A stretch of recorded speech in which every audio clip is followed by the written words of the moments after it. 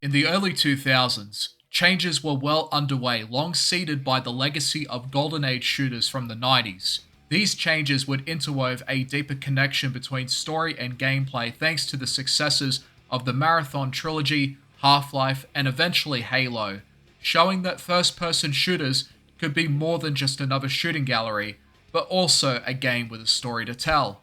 The three franchises in mind showed rich and interesting settings filled with lore, characters to latch onto, and in their own way, create giant wavelengths that would forever change the landscape of first-person shooters during the 2000s. Now, while there were other titles such as Thief, Deus Ex, and System Shock showing some of these characteristics, they and others like it also incorporated other elements that would become a part of a different genre, immersive sims. Although, studios that wanted to make a straight-to-the-point shooter also wanted to become a part of the change. Even id Software would make a go of it with Doom 3. By this point, we were already getting a number of shooters that tried to weave a narrative that also matched the quality of the gameplay. Of course though, this would have mixed results, and not every title landed the mark, and a lot of these shooters went in a direction that some other shooter fans didn't necessarily like. Nevertheless, the days of old school 90s shooters where you had only your gun and an enemy on the screen were over. The 2000s were for some a dark age, especially for those that wanted simpler and straight to the point shooters, and back then there were very few of them carrying the dying torch. However, that's not to say that it was completely dead, they were just much harder to find. And one game in particular, in its own way, did the best it could to hold on to what was at the time a bygone era that wouldn't be reborn until many years later, and that game is Painkiller. Painkiller was a old school FPS that also happened to be a part of one of the best years ever seen in gaming, 2004.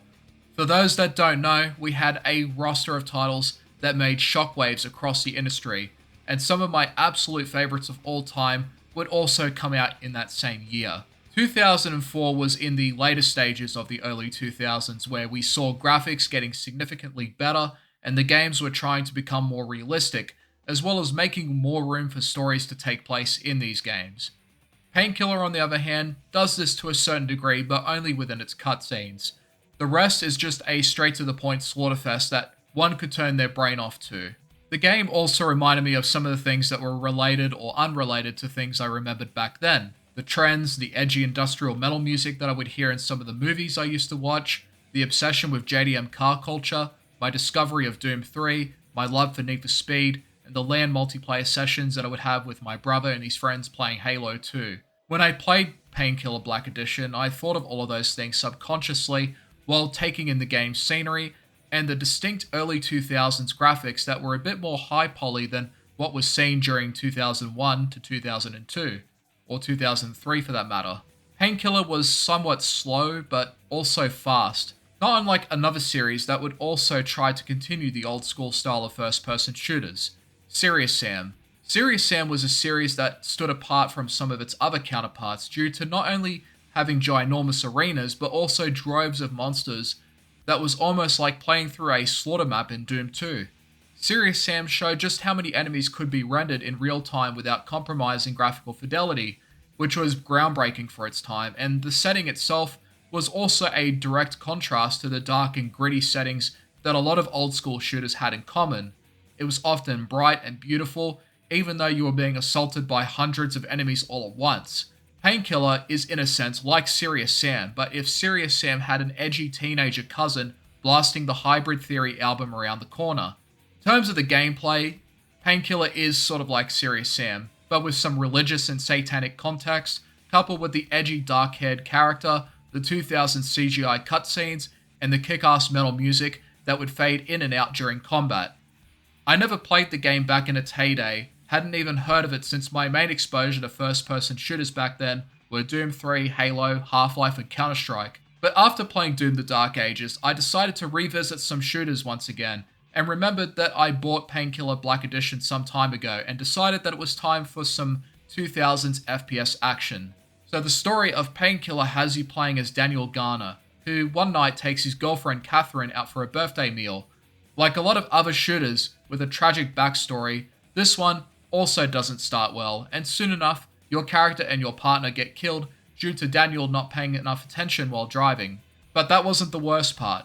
What came next was Daniel's arrival in a plane of existence called Purgatory that is lodged between heaven and hell, where he struggles to understand why he's here in the first place and not with his girlfriend in heaven. The next cutscene skips time for the sake of pacing and makes it apparent that Daniel has been stuck in this place for a while. The other character, Samael, contracts Daniel to kill 4 of Lucifer's generals to prevent a war from occurring between heaven and hell. If Daniel fulfills this task, then he will be purified and be sent to heaven to be reunited with his girlfriend. By this point though, Daniel just wants out and doesn't even want to do this. But after some persuasion, he relents and decides to let us finally play the game. There are 5 chapters total consisting of their own selection of missions to partake in, and progressing through the levels themselves is quite simple. You spawn in an area, traverse forward, edgy industrial goodness makes its way, and before you know it, you're fighting the game's polarizing roster of enemies. Once you clear the area, you're then directed to the next checkpoint, and this cycle continues on repeat until you hear a chant that opens a portal revealing the exit. Some of the levels may have a mini-boss, and the last level for each chapter has a boss that will then take you to the next chapter. Other than that though, the rest of the gameplay loop remains the same. As someone that sometimes gets sick and tired of finding keys across every nook and cranny of the map like in Doom, this progression is a lot more straight to the point and refreshing. Painkiller fulfills this simple-mindedness that is sometimes desired during the day, where you just have some fun and some unique weapons to play around with and you don't have to think about much else. And some of the wonkiest ragdoll physics I've seen in a shooter also come into play here. There were times where a shotgun blast or a barrage of minigun rounds would send an enemy flying up into the sky, making for some unintentionally funny moments that made me enjoy the game even more. But the game is certainly not without its faults, and unfortunately, it's one of those franchises that progressively got worse over time, according to what I've seen and heard through the other releases. Although a new Painkiller game is being made, and so far it looks pretty promising, and it seems to be taking its notes from the new Doom entries, just like a lot of other shooters nowadays. But time will tell on that note. Anyway, Painkiller Black Edition features the base game as well as the expansion pack Battle Out of Hell, which follows after the base game, so already you got a pretty nasty and meaty single player package to deal with here. From the gameplay side of things, it's admittedly a pretty mixed bag. On the one hand, it's a ton of fun at times. The weapons that you find are unique in their design as well as their function. The relatively small weapon roster may disappoint some, but what makes up for it is the additional utility behind each weapon. For example, the shotgun has an alternative firing mode that fires a cryoblast, freezing some enemies, which gives the player an opportunity to shatter them completely. This makes it crucial for some of the tankier enemies that you don't want to waste precious resources on, and plays into the importance of the game's alternative firing modes behind your weapons. Another example is the game's minigun that is also a rocket launcher. The people behind Painkiller decided to do a twisted experiment where they could kill 2 birds with 1 stone here. Apply the function of a rocket launcher and combine it with a minigun, where you now have the best of both worlds.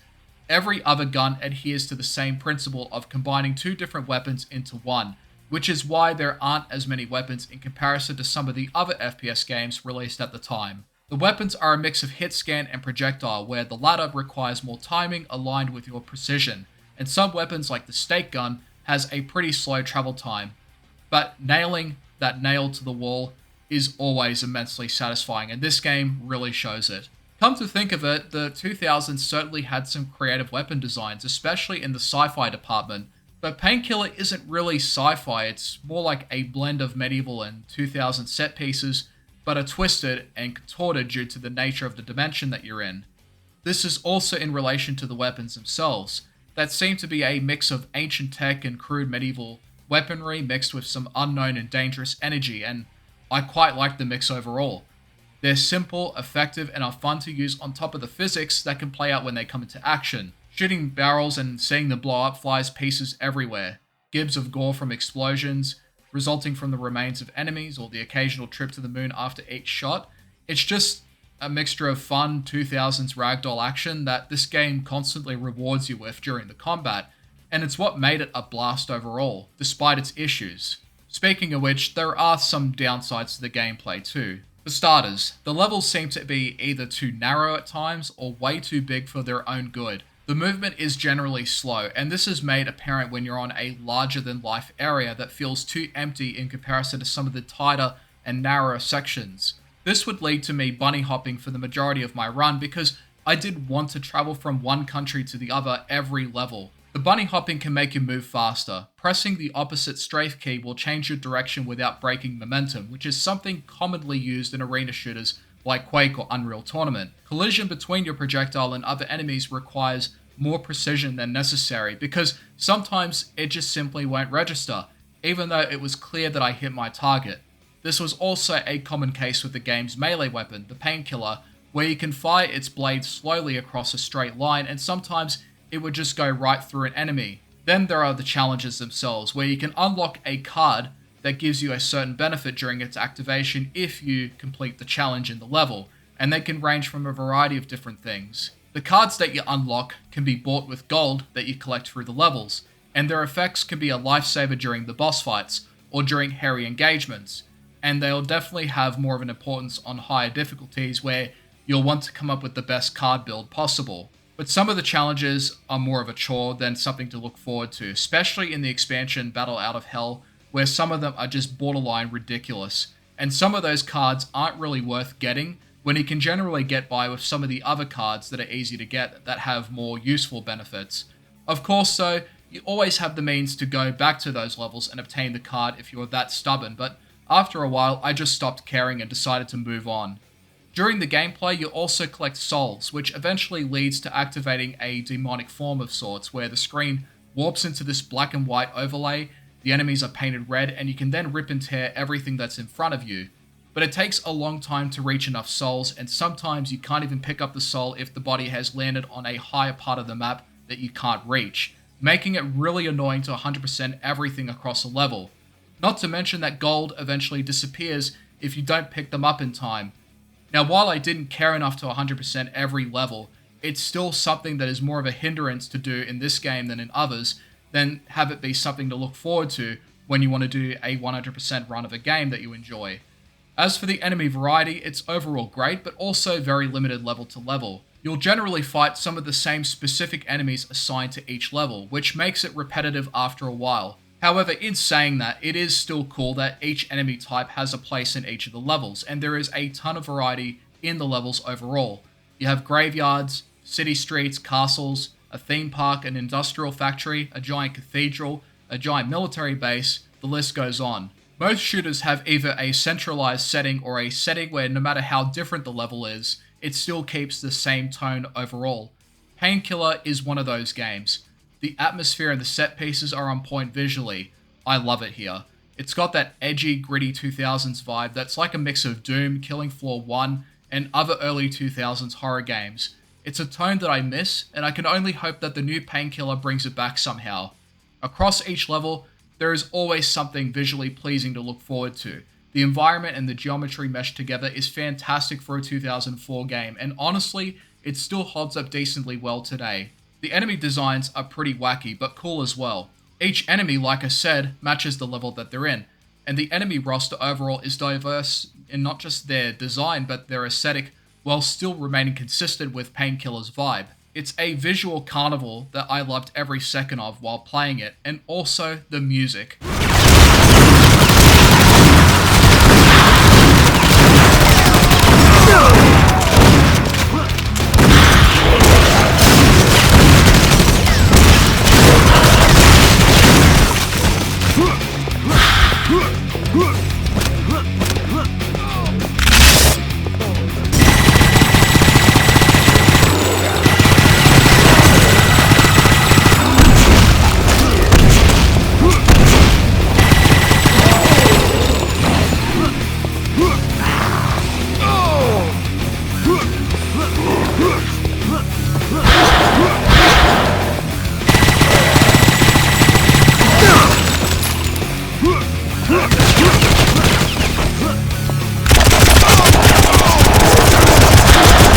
By the 9, the music in this game is awesome.